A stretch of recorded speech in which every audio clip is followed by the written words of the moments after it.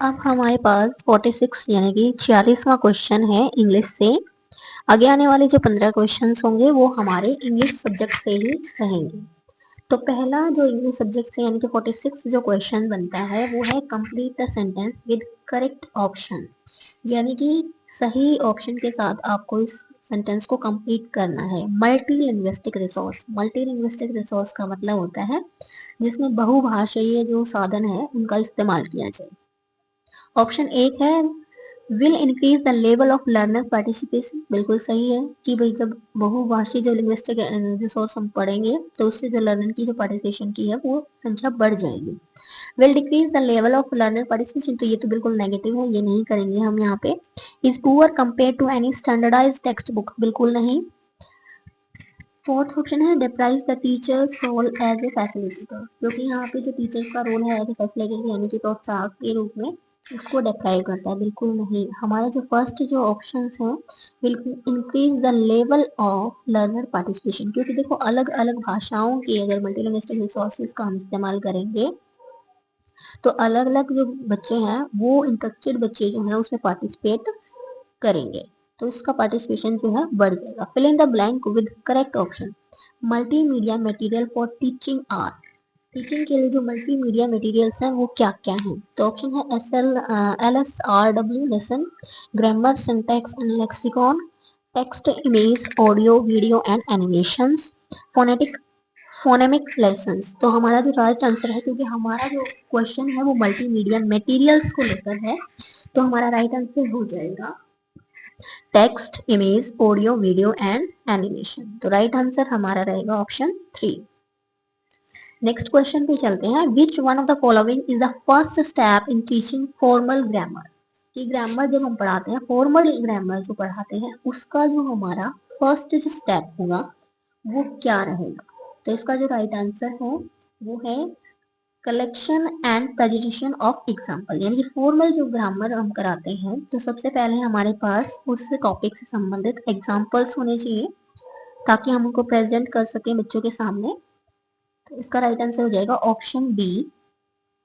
Fill in the blank with the correct option. Stress, intonation and rhythm can be taught through, कि अगर हमें बच्चों को stress कहाँ पे कितना रुकना है, इंटोनेशन क्या हमारी साउंड और रिदम किस लय में पढ़ना है, ये सब चीजें हम सिखाना चाहते हैं तो उसके लिए हमारे पास ज्यादा से ज्यादा हमें ड्रिल्स करानी पड़ेगी, बच्चों की अभ्यास कराना पड़ेगा। तो यहाँ पे जो आंसर हो जाएगा वो हमारा हो जाएगा ड्रिल ऑफ वेरियस टाइप, कि अलग अलग टाइप के जो टॉपिक्स हैं उनको अलग अलग स्ट्रेस के साथ इंटोनेशन के साथ पढ़ने की बच्चों को क्या करानी पड़ेगी, प्रैक्टिस करानी पड़ेगी।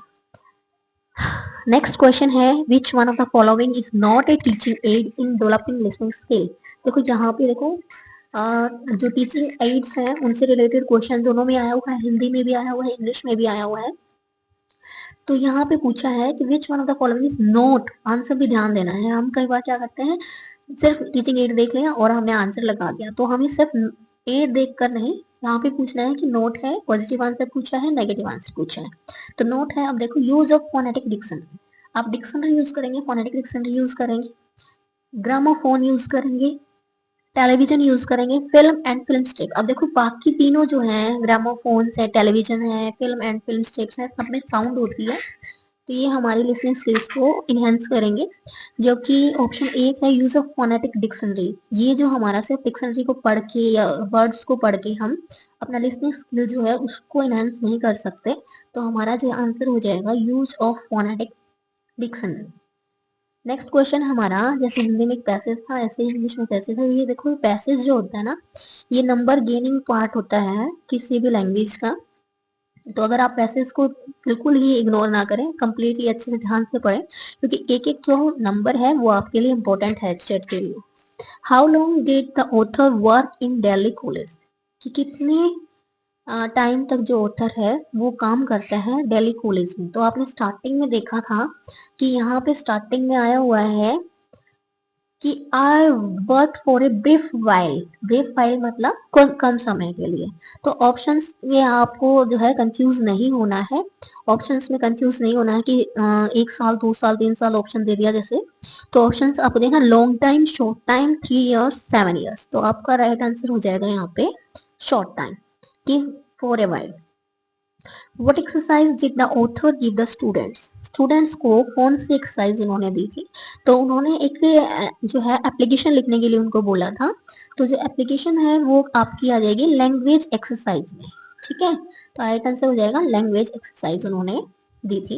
7 out of the 8 student, total जो स्टूडेंट है यहाँ पे 8 स्टूडेंट है, वांटेड टू बिकम, तो मोस्टली जो 7 स्टूडेंट है उन सब ने क्लर्क वाली जो एप्लीकेशन लिखी थी, सभी क्लर्क बनना चाहते थे।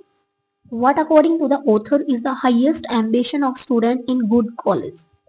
ठीक है, और यहाँ पे अकॉर्डिंग टू ऑथर, ऑथर क्या चाहता है कि जो हाईएस्ट जो कॉलेज है या गुड स्टूडेंट है वो क्या एम्बिशन उनके होने चाहिए। तो आंसर पूछा है क्या होने चाहिए, तो फर्स्ट ऑप्शन है to qualify for admission service, to become leaders of opinion, to teach, to practice medicine. तो अकॉर्डिंग टू ऑथर यहाँ पे आपका आंसर होना चाहिए टू क्वालिफाई फॉर एडमिनिस्ट्रेशन या एडमिनिस्ट्रेटिव सर्विसेज। नेक्स्ट क्वेश्चन है in the sentence and this latter understandably are small number, what does these letter refer to। Latter मतलब यहाँ पे इसका अर्थ क्या है। ऑप्शन है clerk, doctors and engineers, bureaucrats, scholars and clerks, scholars, scientist and leaders of opinion, या फिर ओनली एडमिनिस्ट्रेटिव। तो यहाँ पे देखो पूछा है and these latter understandably are small number, कि इनकी अगर हम बात करें तो वो क्या है, स्मॉल नंबर्स में है। तो स्मॉल नंबर्स में क्या है, स्कॉलर्स, साइंटिस्ट एंड लीडर्स, ये जो है वो स्मॉल नंबर में, यानी कि बहुत कम जो बच्चे हैं इस फील्ड को चुनना चाहते थे, तो ये क्या आ जाएगा, स्मॉल नंबर्स में आ जाएगा आपका। तो राइट आंसर ऑप्शन 3 हो जाएगा, scholar, scientist and leaders of opinion. Next question पे चलते हैं। नेक्स्ट क्वेश्चन हमारा 56 है, fill in the blank with the correct option. The thinking of the most ambitious and the least ambitious is, कि अगर thinking the most ambitious and least ambitious की जो thinking है वो कैसी होनी चाहिए। अनकॉमन होनी चाहिए, अलाइक होनी चाहिए, डिसिमिलर होनी चाहिए, फॉर द सोसाइटी होनी चाहिए। तो यहाँ पे अलाइक जो आंसर हो जाएगा वो आपका राइट आंसर हो जाएगा। नेक्स्ट क्वेश्चन है identify the statement which is true, कि कौन सी स्टेटमेंट जो है यहाँ पर ट्रू स्टेटमेंट है। The college where the author work in Delhi had a reputation for its academic standards.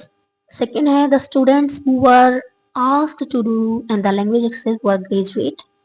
All college produce scientists, scholars and leaders of the opinions. The language exercise is stored in the author's less comfortable memories। बिल्कुल नहीं, तो आपका जो answer हो जाएगा option 1 जो है passage के अकॉर्डिंग क्या है वो राइट आंसर रहेगा। नेक्स्ट क्वेश्चन पे चलते हैं। नेक्स्ट क्वेश्चन है fill in the blank with the correct option.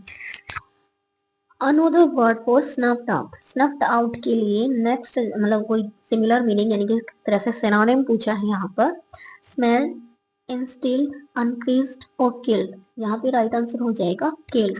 स्नफ्ड out मतलब किसी चीज को इग्नोर कर देना, उनके अंदर के टैलेंट को मार देना, खत्म कर देना, तो आंसर हो जाएगा आपका killed. According to passage snuffed out का मीनिंग किल्ड ही बन रहा है। Choose the opposite of former from the passage.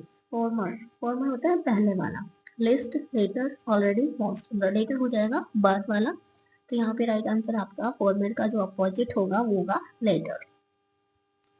Next question है fill in the blank with the correct option. Alumni in the passage means, तो यहाँ पे alumni का मतलब है ओल्ड स्टूडेंट, यानी कि पुराने स्टूडेंट जो कॉलेज के जो पास आउट स्टूडेंट है वो सभी